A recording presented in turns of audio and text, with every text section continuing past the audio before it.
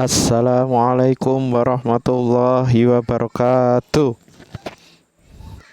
Kepada yang terhormat Ustadzah Cepeng Al Hudayatul Ustadzah selaku Kepala Sekolah SD Muhammadiyah 2 Bojonegoro, yang kami hormati Ustadz Ustadzah sekalian dan juga karyawan SD Muhammadiyah 2 Bojonegoro.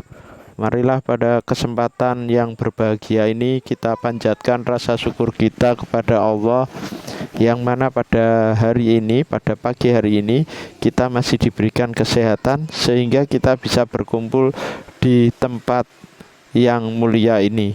Kedua kalinya sholawat serta salam semoga tetap terlimpahkan pada junjungan kita Nabi Muhammad Shallallahu Alaihi Wasallam.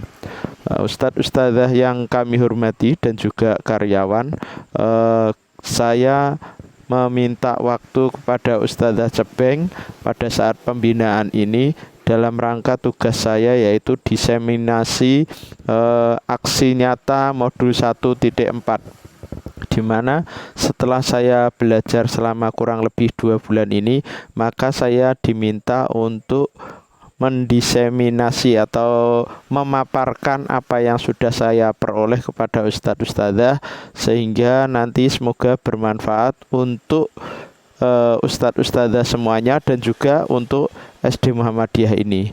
Semoga dengan adanya aksi nyata ini dapat membawa perubahan yang lebih baik untuk SD Muhammadiyah ke depannya, di mana sekarang SD Muhammadiyah mulai berkembang dengan mewujudkan kampus 2 yang ada di Desa Sumodikaran. Maka hal itu perlu utamanya untuk kita dorong supaya lebih maju dan lebih bisa berhasil.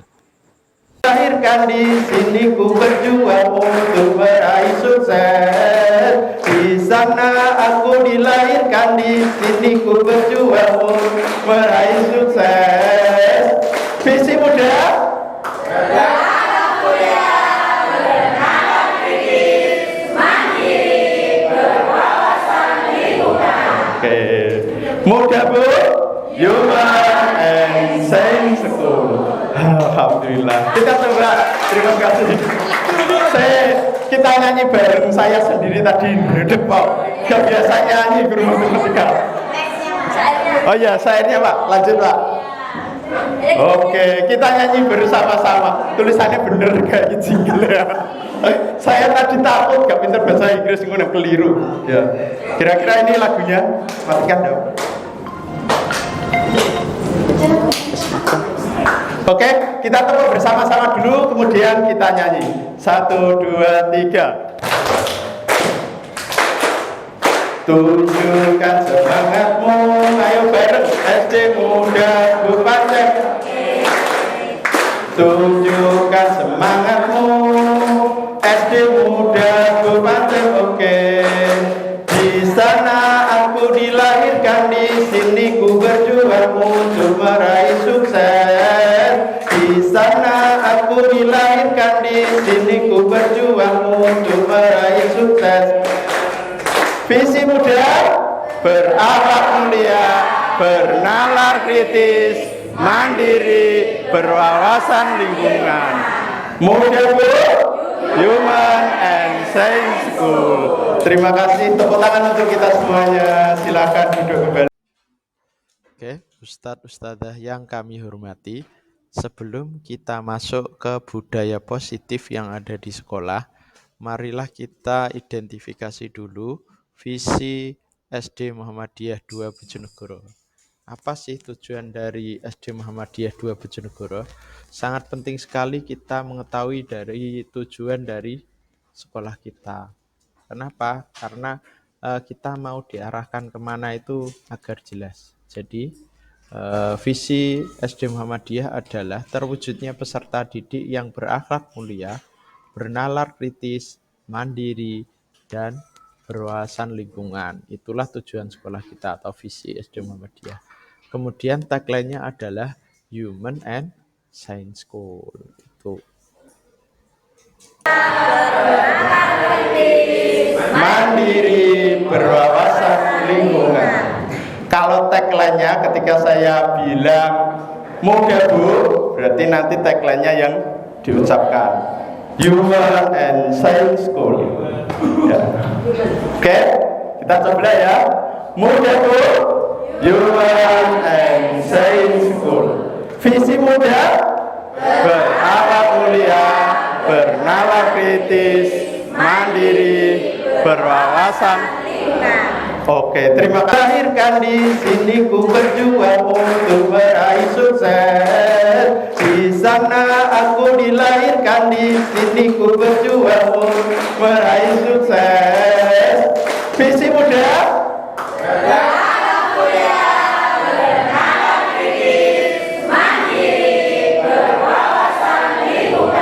Oke, muda Bu, Human and Science School. Alhamdulillah. Kita coba, terima kasih. Kita nyanyi bareng saya sendiri tadi di depan. Gak biasa nyanyi guru matematika. Oh iya, sairnya Pak, lanjut Pak. Oke, kita nyanyi bersama-sama. Tulisannya bener kayak jingle ya. Saya tadi takut gak pintar bahasa Inggris, ngono keliru. Ya. Kira-kira ini lagunya, matikan dong. Oke, kita tepuk bersama-sama dulu, kemudian kita nyanyi. 1, 2, 3. Tunjukkan semangatmu, ayo bareng SD Muda Bupaten. Tunjukkan semangatmu, SD Muda Bupaten. Oke. Di sana aku dilahirkan, di sini ku berjuang untuk meraih sukses. Di sana aku dilahirkan, di sini ku berjuang untuk meraih sukses. Visi muda, berakhlak mulia, bernalar kritis, mandiri, berwawasan lingkungan. Muda Bu, Human and Science School. Terima kasih, tepuk tangan untuk kita semuanya. Silakan duduk kembali. Dari budaya positif bersama-sama dulu.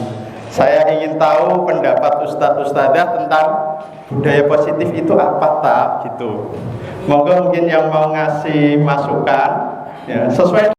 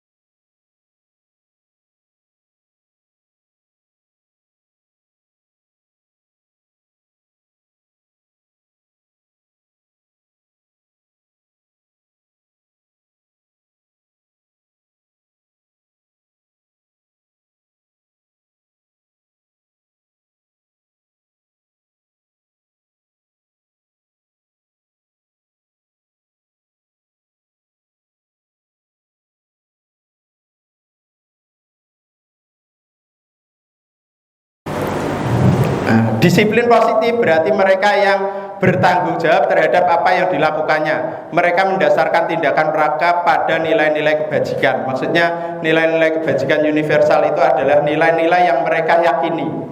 Foto ini. Oke, ini sebelum saya belajar dan setelah saya harus merubah mindset saya. Yang pertama itu mungkin dulu sebelum ikut CGP, pembelajaran saya mesti berpusat pada guru. Pokoknya apa jari saya. Ya.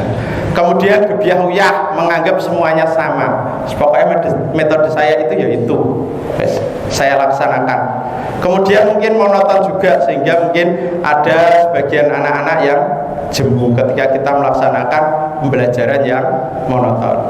Kemudian setelah ikut CGP, ya, diupayakan setiap guru itu pembelajarannya berpusat kepada siswa, kemudian sesuai dengan kodrat alam dan kodrat zamannya, dan juga harus selalu mengikuti perubahan. Jadi kita mengajar itu harus berpusat pada siswa, bukan berpusat pada guru. Kita ibarat petani, kalau tidak salah. Petani ketika menanam suatu tumbuhan, ya, kita punya bibit jagung, maka akan tumbuh jagung. Kita tidak bisa memaksa jagung itu tumbuh padi. Kita hanya bisa menanam, menyiram, memupuk, ya, sehingga anak-anak itu akan berkembang sesuai dengan bakat dan minatnya sendiri-sendiri. Kita tidak bisa memaksakan. Tuh, lanjut.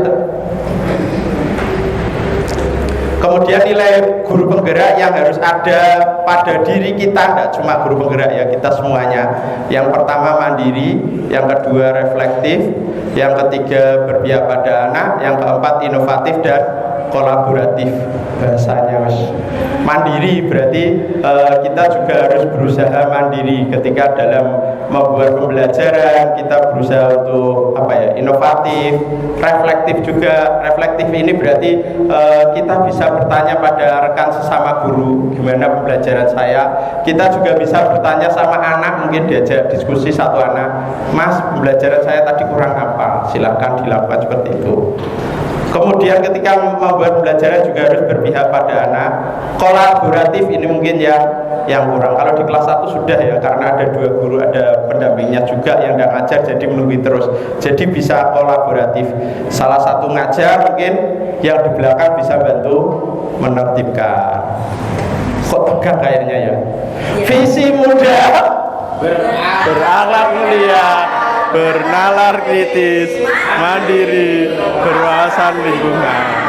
Tepuk satu. Terima kasih, tepuk tangan dulu untuk kita semua. Biar gak tegang. Nyanyi lagi. Saya hanya menyiapkan satu tadi. Lanjut, nanti nyanyi itu lagi tidak apa-apa. Oke. Kemudian perilaku manusia itu dipengaruhi oleh 2 hal. Yang pertama kebutuhan, yang kedua motivasi. Lanjut, Pak. Nah, kita melakukan sesuatu hal pasti ada alasannya. Yang pertama kebutuhan, ya. Apa kebutuhan kita? Ya, pengen punya rumah, mobil, motor, baju baru, rekreasi, makan makanan yang enak, ya enggak? Ketika jenengan melakukan itu semuanya, ya pasti ada alasan ini, kebutuhan, ya enggak? Kalau enggak butuh, enggak mungkin kita melakukan atau mencari ini semuanya, ya. Baju baru, nepel badan bingung. Bukan. Ini asal sama dari internet. Jarang beli baju. Yang penting anak-anaknya itu mungkin kalau mau lebaran. Nah, itu kan kita ada alasan ketika kita melakukan sesuatu. Butuh makan, akhirnya kita kerja. Berangkat pagi, pulang sore di sini. Ya. Oke, lanjut. Selain kebutuhan juga, ya, ini kebutuhan secara umum, ya. 5 kebutuhan dasar manusia ini juga kebutuhan murid kita. Yang pertama bertahan hidup, yang kedua penguasaan, yang ketiga kesenangan, yang keempat kebebasan, yang kelima kasih sayang dan rasa diterima. Ini kebutuhan anak-anak kita. Anak-anak kita itu ketika melakukan sesuatu ternyata ada alasannya. Pengen berpuasa, maka dia memerintah temannya. Ayo kamu harus ini, kamu harus itu. Tapi itu ada nilai lebihnya ya. Berarti dia mungkin punya bakat jadi pemimpin, ngatur temannya bisa. Kemudian kesenangan, mereka melakukan sesuatu karena mereka senang. Di kelas saya itu ketika pelajaran tugas, ayo kerjakan matematika buat pesawat terbangkan. Berarti dia mencari kesenangan. Kebebasan, ketika saya ngajar, kadang ada anak kelas 3 itu masuk, siapa namanya? Lah, ini siapa ini? Masuk, tak kira itu awal saya kan enggak hafal. Masuk ke kelas 3 saya ganti di kelas 3, ya tak suruh duduk. Pak, itu bukan anak sini, yang lainnya. Saya ya bingung. Ternyata dia mencari kebebasan. Kemudian kasih sayang, anak-anak yang kurang kasih sayang ya biasanya malah ngalom sama gurunya ya. Tuh. Jadi ternyata mereka punya alasan untuk melakukan suatu hal ya, sesuai dengan kebutuhan mereka. Lanjut.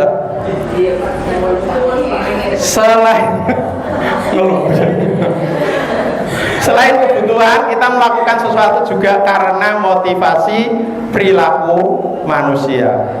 Ini karena apa kita melakukan suatu perilaku atau hal. Yang pertama, biasanya kita menghindari ketidaknyamanan atau hukuman. Saya itu selalu berangkat pagi, takut dihukum, gajinya dipotong, cepet. Ternyata ada alasannya juga. Dan ini motivasi dari luar, bukan dari dalam.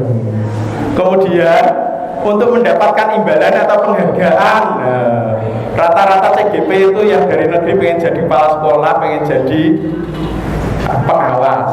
Kalau kita ada yang mau gubernur mungkin pengen jadi polo, cepeng aja rasanya ya. Kita lihat kepala sekolah kita minggu waktu kegiatan, kapan sama keluarga.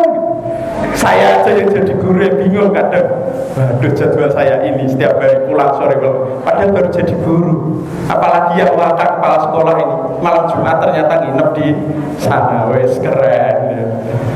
Tuh.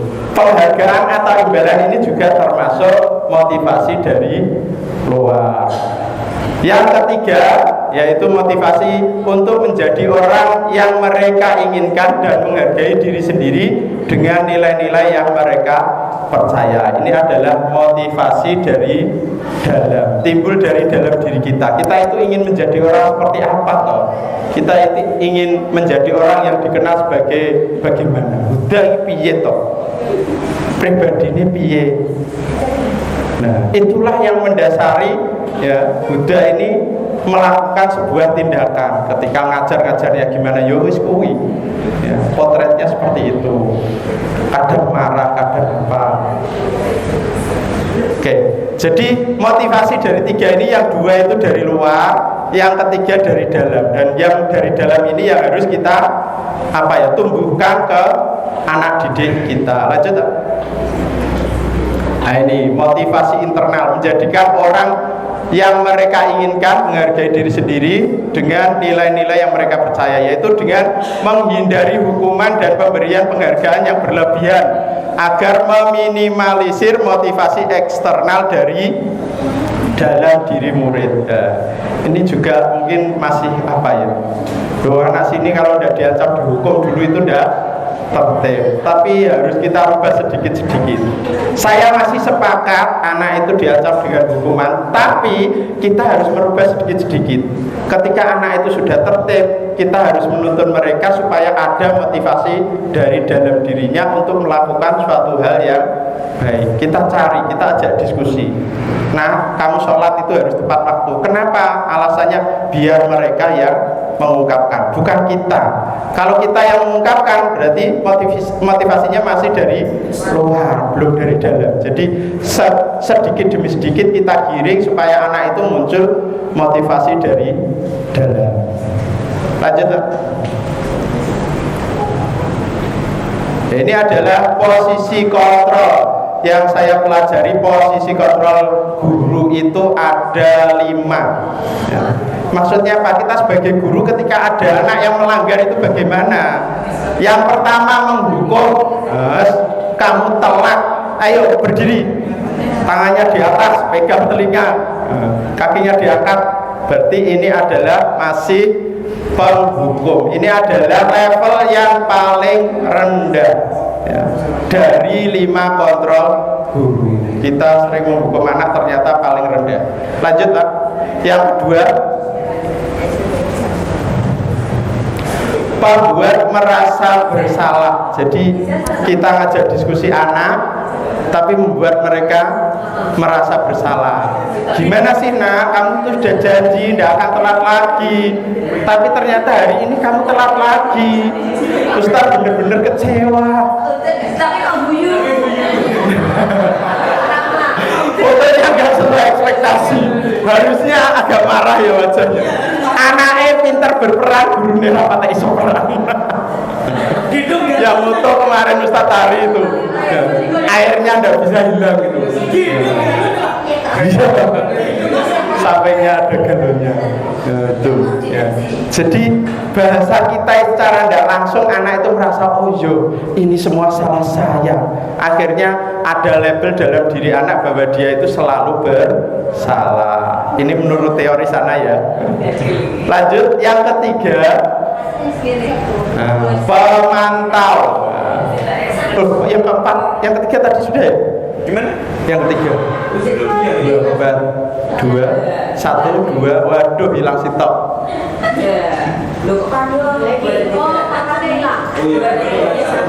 Oh, kurang satu teman. Teman dade Pak. Ya wes gak apa-apa. Saya jelaskan. Ini apa temane? Oh, mencolok ya? Kebalik. Posisinya kebalik. Maaf, teman dirayu. Nah, kamu ini gimana? Tolong telat terus ya Allah, ya Rabbi. Ya wes hari ini tidak apa-apa, tapi lain kali jangan telat lagi ya. Jadi kita mosikan itu kita itu kayak temannya. Ini ya anaknya nyaman, tapi ketemu guru yang lain ya malah berdek melayu. Ketemu guru yang merasa sebagai teman dia nyantai aman. Nah, ini juga ternyata kurang baik. Ya kalau guru itu terus ngajar dia, kalau enggak akhirnya mogok. Dicari. Ya, dicari. Oke, posisi teman, best friend. Yang keempat, posisi pemantau. Pemantau ini yang sudah kita laksanakan. Mungkin guru-guru yang udah lama di sini dulu sudah latihan KPI, ada prosedur, ada kesepakatan kelas. Ketika mereka melanggar, ada konsekuensinya. Jadi anak-anak ketika telat, apa konsekuensinya? Lihat kesepakatan kelas ya. Tapi kalau konsekuensi biasanya apa ya? Ada hubungannya dengan hukuman apa? Ada hubungannya dengan hal yang mereka langgar. Tuh pemantau ini ya. Kemarin posisi kita di sini, maka hari ini kita tingkatkan posisi kita yang terakhir. Lanjut tak? Posisi manajer. Aku dulu diterangkan Ustazah Niswa, Ustazah Yuni, iki apa manajer pada sering ngatur. Tapi ternyata di CGP manajer itu ditaruh posisi yang paling tinggi ya. Apa yang bisa Mbak Anya lakukan untuk memperbaiki ini semua? Nah, intinya ketika kita ngajak dialog sama anak yang melanggar, itu biarkan mereka yang mencari solusi. Kita mengungkapkan pertanyaan-pertanyaan pemantik supaya mereka mencari solusi. Kenapa seperti ini? Dan tidak boleh menyalahkan ternyata. Kamu salah, tidak boleh. Malah harus ada bahasa, oh ya itu wajar. Ustaz pun kalau di posisi Mbak ini akan berperilaku sama mungkin, akan melakukan hal yang sama. Itu harus ada ternyata. Ya itu untuk lebih dalamnya nanti ada di segitiga restitusi. Lanjut Pak. Itu inventaris di mana? Punya tablet Pak? Hah? Inventaris dari sekolah. Ini milik anak-anak biar keren, pinjam tablet pakai. Ya. Posisi manajer inilah yang kita inginkan atau yang guru harus itu ya laksanakan kalau bisa kita meningkat ke situ. Guru berbuat sesuatu bersama murid, mendorong murid mempertanggungjawabkan perilakunya dan memberikan pertanyaan stimulus agar siswa menemukan solusi. Nah ini yang penting. Siswa yang harus menemukan solusi. Jangan ada kita yang mendikte, kamu harus seperti ini, kamu harus seperti ini. Nanti jatuhnya motivasi dari luar lagi. Tapi kalau anak berusaha mengungkapkan sendiri, mungkin akan ada beban moral di hatinya. Oh iya, saya kemarin ngomong gini, saya tidak boleh telat lagi. Mungkin ada beban moral di hatinya, dan besoknya dia akan berusaha mengikuti. Walaupun itu tidak instan, tapi saya yakin ketika dilakukan terus-menerus, mereka ketika ada beban hati akan menjalankan hal yang positif. Posisi manajer mengacu pada restitusi yang menjadikan siswa sebagai manajer bagi dirinya sendiri, sehingga tercipta identitas positif siswa. Jadi ada perilaku positif siswa gara-gara kita memberikan stimulus. Lanjut, Pak. Ini beberapa pertanyaan manajer yang mungkin bisa kita pakai. Mungkin ada banyak juga di luar sana ya. Saya ngambil sedikit. Contoh apa yang kita yakini. Ini kembali ke keyakinan kelas. Jadi sebetulnya sebelum anak masuk tahun ajaran baru, kalau bisa kita buat kesepakatan keyakinan kelas, dan itu anak-anak yang mengusulkan, supaya nanti ketika kita menagih itu enak. Nah, apa yang kamu yakini tentang kesepakatan kelas ini? Oh, kelas kita harus bersih. Nah, berarti kembalikan lagi ke anak. Intinya mengembalikan semua ke anak. Solusinya bagaimana? Apakah kamu meyakininya? Tapi kadang anak kita cerdas ya. Saya tidak yakin, Ustaz. Jawab gitu kacau.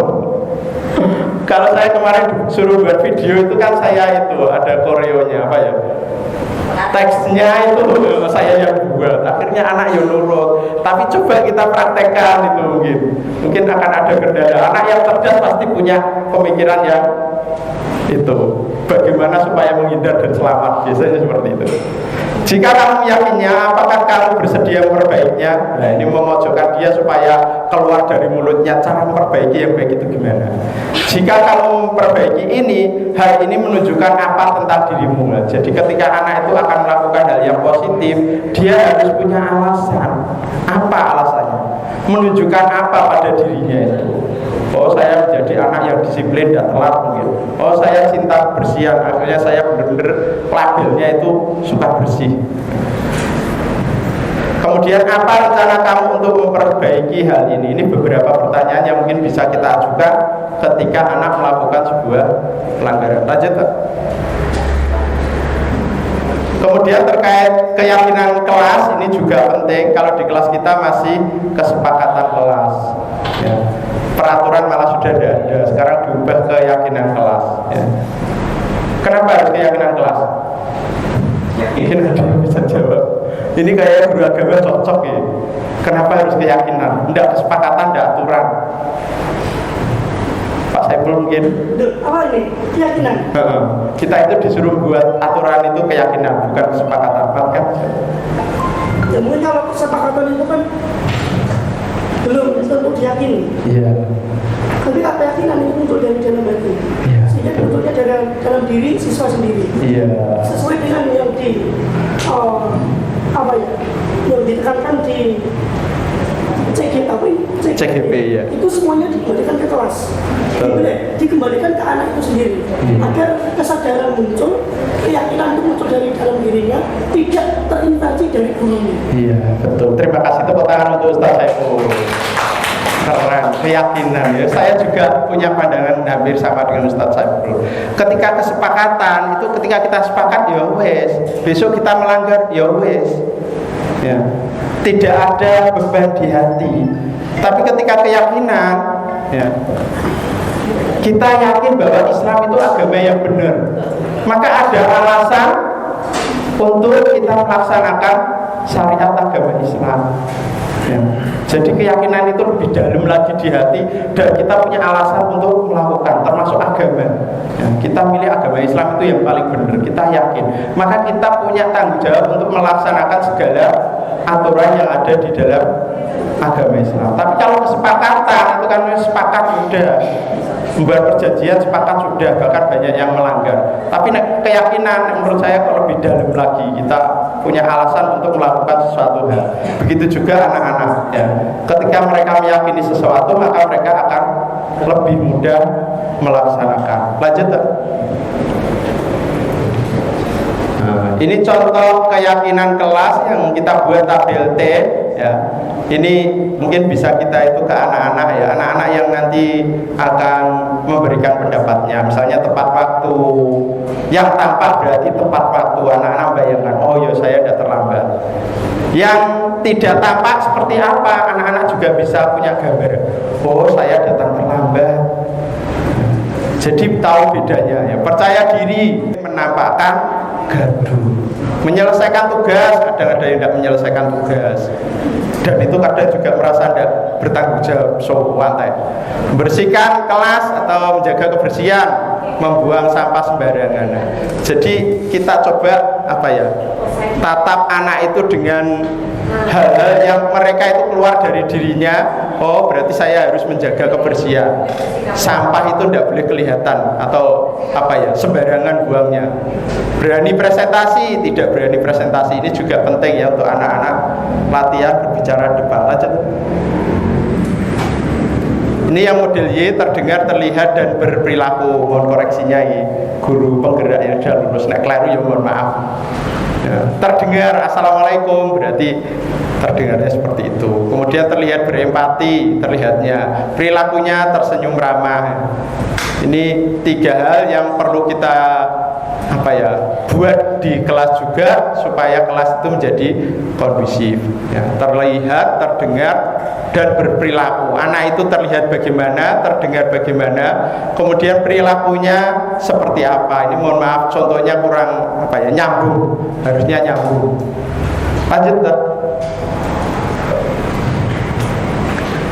Contoh keyakinan kelas, ternyata keyakinan kelas itu tidak boleh pakai bahasa yang spesifik, malah disuruh umum, yang anak-anak tahu ya.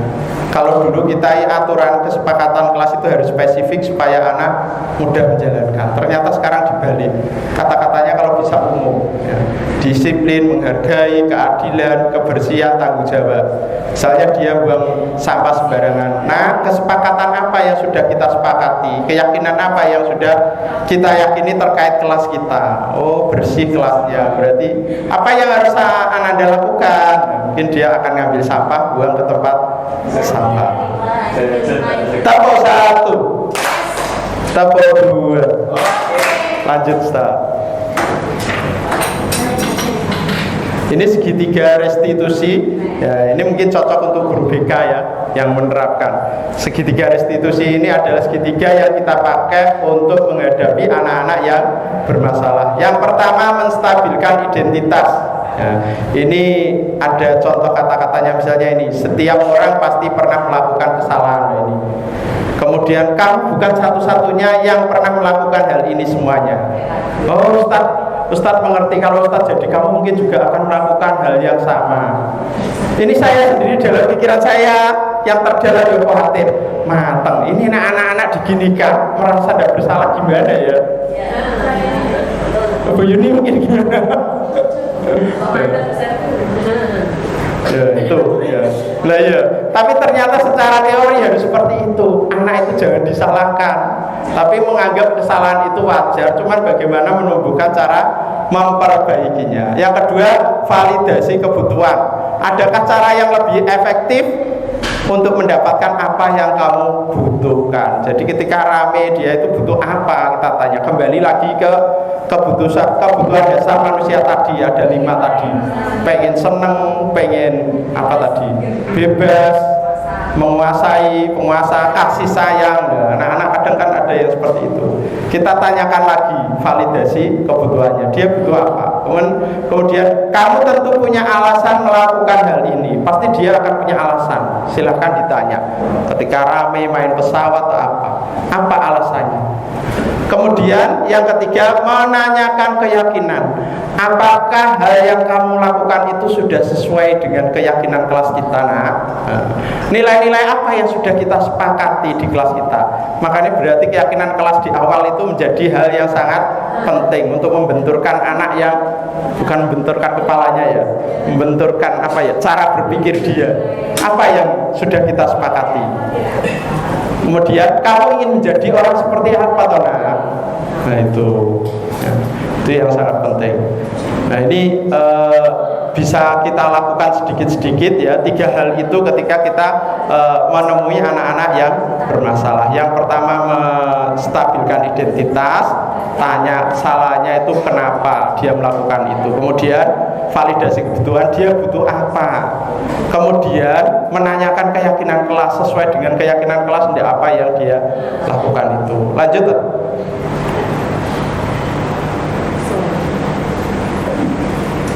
Ini contoh kasus Ibu Dani. Ya, mohon maaf kalau ada nama yang sama. Contoh kasus tolong nanti dijawab. Ibu Dani sedang menjelaskan pelajaran bahasa Inggris di papan tulis. Namun beliau memperhatikan bahwa Fajar malah tidur-tiduran dan tanpa acuh pada pelajarannya. Fajar, coba jawab pertanyaan nomor 3.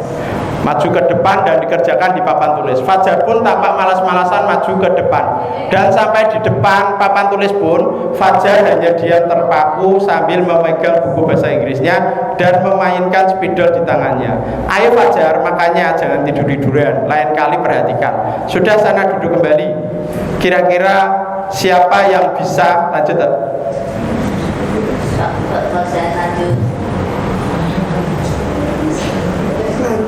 Fajar pun kembali duduk ke bangkunya. Hal seperti ini sudah seringkali terjadi pada Fajar. Seperti tidak memperhatikan, acuh tak acuh, dan nilainya pun tidak terlalu baik untuk pelajaran bahasa Inggris. Pada saat ditegur oleh Ibu Dani, Fajar hanya menjawab tidak tahu Bu. Ibu Dani pun menjawab lirih, gimana kamu Fajar? Kamu tidak kasihan sama ibu ya? Ibu sudah capek-capek mengajarkan kamu. Tidak kasihan sama ibu. Dan Fajar pun hanya diam membisu. Lanjut.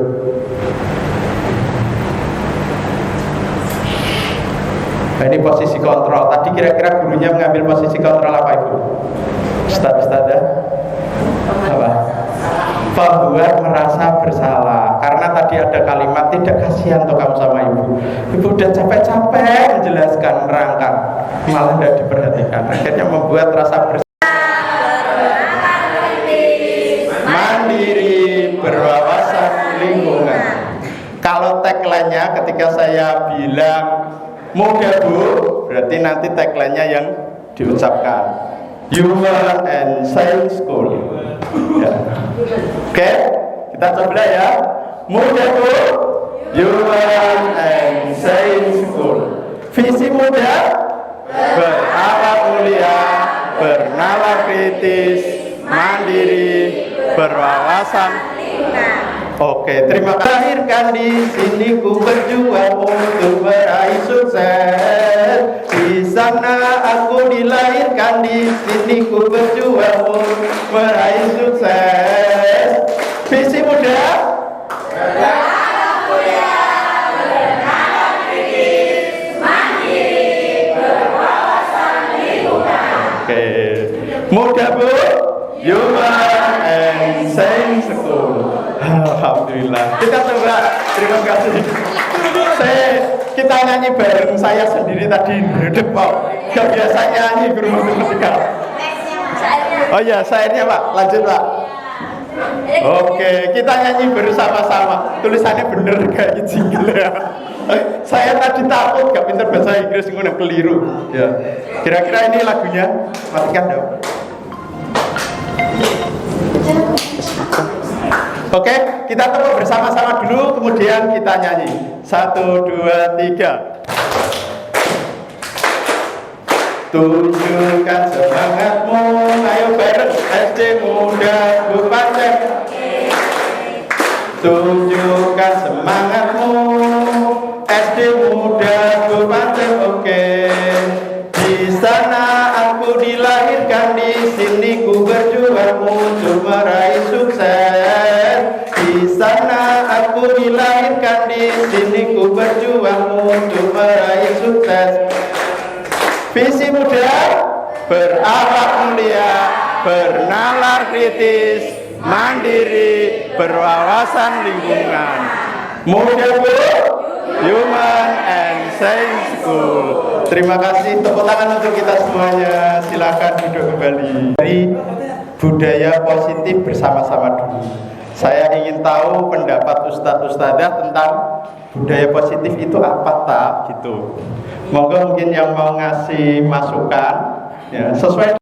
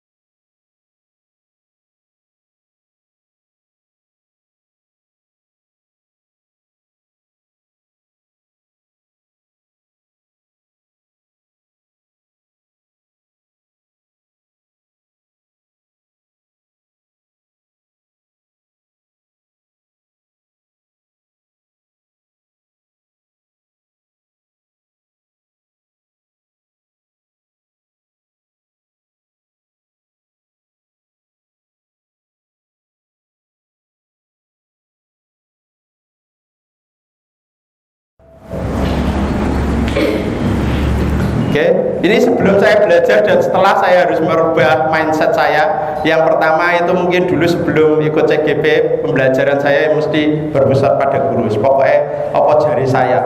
Ya. Kemudian gebiah uyah menganggap semuanya sama. Pokoknya metode saya itu ya itu. Saya laksanakan. Kemudian mungkin monoton juga, sehingga mungkin ada sebagian anak-anak yang jemu ketika kita melaksanakan pembelajaran yang monoton. Kemudian setelah ikut CGP, ya, diupayakan setiap guru itu pembelajarannya berpusat kepada siswa, kemudian sesuai dengan kodrat alam dan kodrat zamannya, dan juga harus selalu mengikuti perubahan. Jadi kita mengajar itu harus berpusat pada siswa, bukan berpusat pada guru. Kita ibarat petani, kalau tidak salah. Petani ketika menanam suatu tumbuhan, ya, kita punya bibit jagung, maka akan tumbuh jagung. Kita tidak bisa memaksa jagung itu tumbuh padi. Kita hanya bisa menanam, menyiram, memupuk, ya, sehingga anak-anak itu akan berkembang sesuai dengan bakat dan minatnya sendiri-sendiri. Kita tidak bisa memaksakan. Tuh, lanjut. Kemudian nilai guru penggerak yang harus ada pada diri kita, tidak cuma guru penggerak, ya, kita semuanya. Yang pertama mandiri, yang kedua reflektif, yang ketiga berpihak pada anak, yang keempat inovatif dan kolaboratif. Bahasanya mandiri berarti kita juga harus berusaha mandiri ketika dalam membuat pembelajaran. Kita berusaha untuk inovatif, reflektif juga. Reflektif ini berarti kita bisa bertanya pada rekan sesama guru, gimana pembelajaran saya. Kita juga bisa bertanya sama anak, mungkin diajak diskusi satu anak, Mas, pembelajaran saya tadi kurang apa, silakan dilakukan seperti itu. Kemudian ketika membuat pembelajaran juga harus berpihak pada anak. Kolaboratif ini mungkin yang kurang. Kalau di kelas 1 sudah, ya, karena ada 2 guru, ada pendampingnya juga yang tidak ngajar, jadi menunggu terus. Jadi bisa kolaboratif. Salah satu ngajar, mungkin yang di belakang bisa bantu menertibkan. Kok tegang kayaknya, ya? Visi muda berakhlak mulia, bernalar kritis, mandiri, berwawasan lingkungan. Tepuk 1. Tepuk 1. Terima kasih, tepuk tangan dulu untuk kita semua. Biar tidak tegang. Nyanyi lagi. Saya hanya menyiapkan 1 tadi. Lanjut, nanti nyanyi itu lagi tidak apa-apa. Oke. Kemudian perilaku manusia itu dipengaruhi oleh 2 hal. Yang pertama kebutuhan, yang kedua motivasi. Lanjut, Pak. Nah, kita melakukan sesuatu hal pasti ada alasannya. Yang pertama kebutuhan, ya. Apa kebutuhan kita? Ya, pengen punya rumah, mobil, motor, baju baru, rekreasi, makan malas, Fajar malah tidur-tiduran, acuh-acuh, bermalas-malasan di depan. Sampai di papan tulis pun Fajar hanya dia terpaku, karena dia pengen senang melakukan hal yang senang, tapi tidak sesuai dengan gurunya. Lanjut. Bila mana ini lanjutannya, ya. Bila mana Buddha mengambil posisi pemantau, apa yang akan dilakukan atau dikatakan olehnya? Pertanyaan-pertanyaan seperti apa yang akan diajukan? Mungkin ada yang mau ngasih jawaban. Kayak pemantau kira-kira gimana? Konsekuensi logis sebetulnya. Ya, langsung Pak, lanjut. Nah, ini kemarin sudah saya ada disuruh menjadi manajer, tapi disuruh menjadi pemantau. Kira-kira apa? Ini jawaban kami kemarin. Misalnya ini diskusi antara Pak Cek dan Ibu Fajar. Fajar, tahukah kamu ketika guru menjelaskan kamu harus apa? Fajar jawab, tahu Bu, saya harus memperhatikan penjelasan guru. Ibu dan apa konsekuensinya jika kamu tidak perhatikan? Konsekuensinya saya harus menghafal 15 vocabulary sesuai dengan materi. Sudah iya, benar. Nanti pada saat jam istirahat kamu harus menghafalkannya dan menyetorkan ketika pulang sekolah. Baik, terima kasih. Ini adalah contoh dari kami ketika kita ada di posisi pemantau. Kalau posisi manajer mungkin bisa dipikirkan lagi. Lanjut. Bagaimana penerapan disiplin saat ini di sekolah Anda? Apakah sudah diterapkan dengan efektif atau belum? Apa menurut Anda yang perlu diperbaiki dan dikembangkan? Tidak perlu dijawab, masukkan dalam hati, ya. Dipikir sendiri, dijawab dalam hati. Apakah sekolah kita ini sudah disiplin? Kalau sudah, yang diterapkan yang efektif apa, yang belum apa, kemudian apa yang masih perlu diperbaiki dan dikembangkan di sekolah kita. Karena sekolah kita itu ternyata jadi role model sekolah lain. Saudara saya itu, ya, tepuk tangan mau biar semangat. Tepuk tangan untuk sekolah kita. Tepuk 1, tepuk 2. Visi muda, alhamdulillah, dalam diri, kami doakan dunia. Muda Bu, human and faithful. Oke, terima kasih. Ya. Jadi sekolah kita ini jadi role model. Saya punya saudara ada di SD Alasbi. Ternyata apa yang dilakukan sini dicontoh sana. Kemarin dulu buat program apa itu kereta api, selang 1 bulan atau 2 bulan sana langsung buat. Saya lihat sendiri dari itu saudara saya. Nah, iya. Jadi kalau kita nggak melakukan inovasi berarti ya kita tertinggal ya. Sekolah lain itu sudah mulai berinovasi. SD Kepatihan ternyata kemarin ada kegiatan cerdas cermat. Kita belum mungkin enggak. Tapi tidak perlu sama, cuma kita harus selalu buat inovasi. Lanjut Mbak. Ini adalah pendekatan inquiry dengan metode baca. Ini sebetulnya untuk mengembangkan sekolah kita mengambil satu budaya apa. Yang pertama kita harus buat pertanyaan. Pertanyaan itu hubungannya dengan sekolah. Apa yang kita miliki dan bisa dikembangkan. Kemudian ambil pelajaran. Kita bisa minta tolong guru-guru yang punya pengalaman. Mungkin tentang apa? Tentang sains. Berarti kita tanya ke guru sains.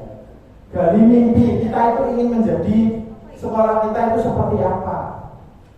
Itu kita harus menggali mimpi kita sesuai dengan visi. Kemudian jabarkan rencana. Kita harus menjabarkan rencana yang ingin kita buat. Yang terakhir atur eksekusi. Lanjut. Nah, kemarin ketika membuat baja, saya intinya ingin 2 ini. Kemarin sudah saya itukan ketika upacara bendera. Saya minta dukungannya Ustaz-Ustazah supaya budaya positif ini bisa terbangun di SD Muhammadiyah. Karena budaya saling, sapa, santun sudah, menyeberangkan sudah. Ini ketika biasanya saya itu lihat ada tamu yang lengah-lengok, kadang bingung, itu kadang tidak ada yang memperhatikan. Yaitu bagaimana supaya kita semuanya, anak didik kita, semua warga sekolah itu, ketika ada orang yang kelihatan bingung masuk ke sekolah kita sapa. Assalamualaikum, Bapak Ibu, ada yang bisa dibantu? Kita ajak semuanya untuk menawarkan bantuan. Oh ya nak, saya mencari anak saya kelas 3B, antarkan. Anak mungkin bisa disuruh mengantarkan. Ketika semua itu sudah menjadi kebiasaan budaya positif, maka orang yang masuk ke sekolah kita SD Muhammadiyah itu akan merasa nyaman karena langsung diperhatikan. Kita saja senang ya ketika masuk ke Indomaret langsung disapa, selamat pagi. Ya, Indomaret ya. Semoga Lokman nanti gitu juga. Tapi Lokman duduk sama murid ya, pas mulai bingung. Istirahatnya hanya 30 menit.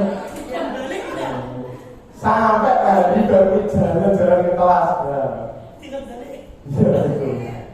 Oke, yang pertama itu, yang kedua saya ingin anak-anak itu menundukkan badan ketika lewat di depan orang yang lebih dewasa atau lebih tua. Ini 2 virus ini saya mohon Bapak Ibu, Ustaz-Ustazah ikut menyebarkan dan diniati ibadah semoga menjadi amal baik kita. Kenapa? Karena sekarang itu degradasi moral itu sangat kita rasakan ya.